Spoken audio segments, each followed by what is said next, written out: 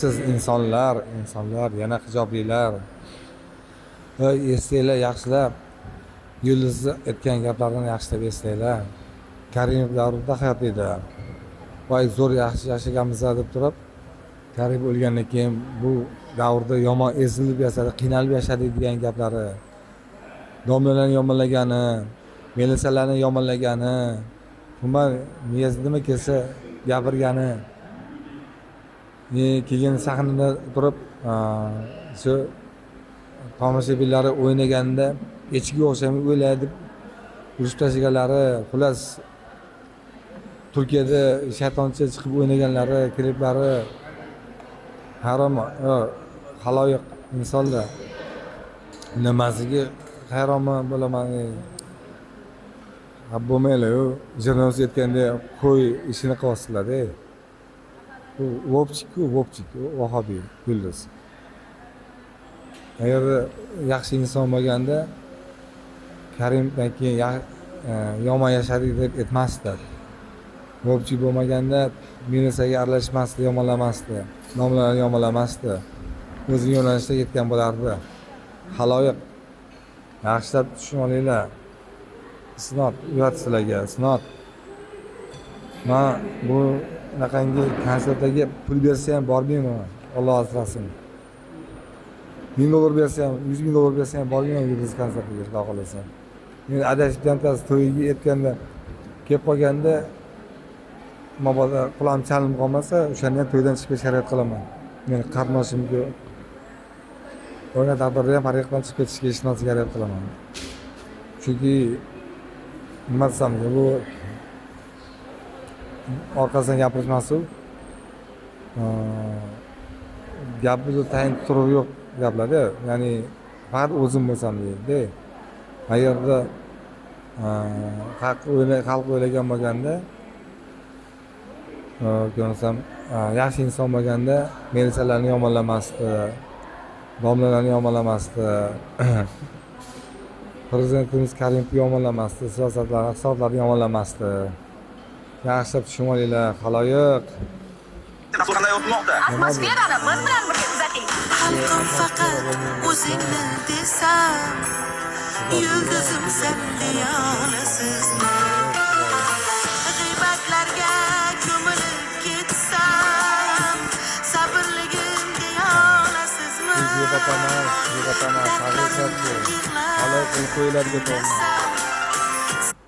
Bu gaplarni g'iybat emas. Haloyiq o'zinglar uchun bilib olinglar deyman. Kim qanaqaligini bilib olinglar.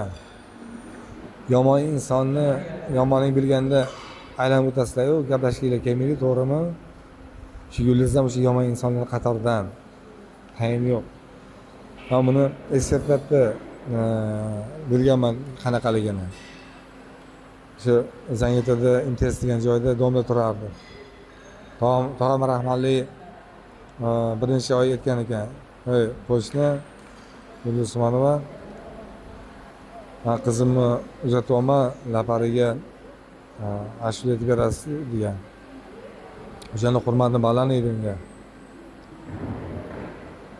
To'y kuni, o'sha lapar kuni soat 12 gacha kutdik-da. Ana kelaman ekan.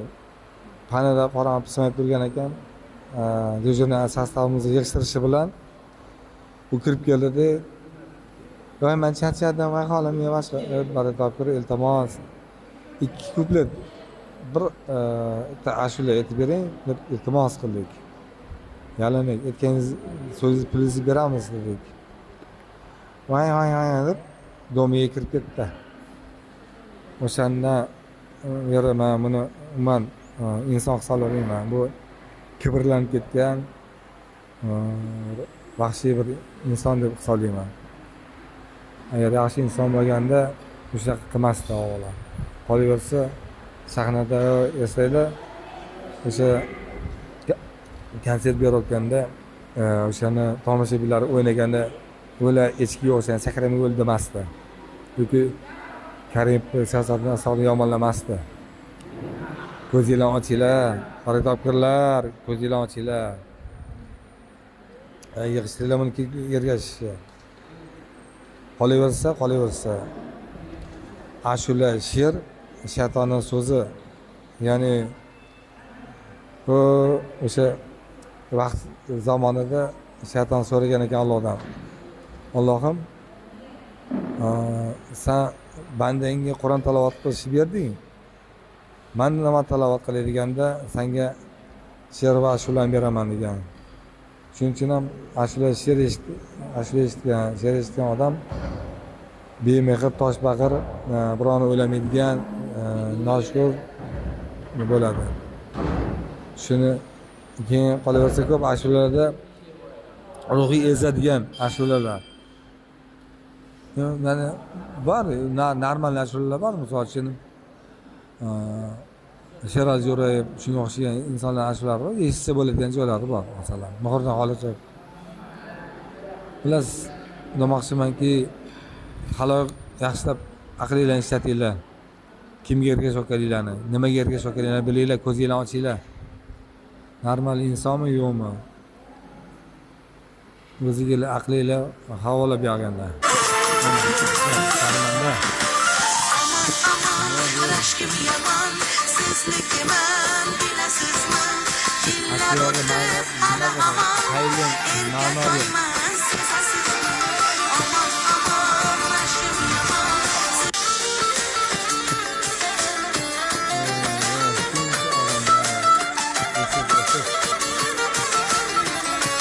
Milyon bo'lib o'tsam, ayniqsa. Shuni bilib olinglar, xaloyiq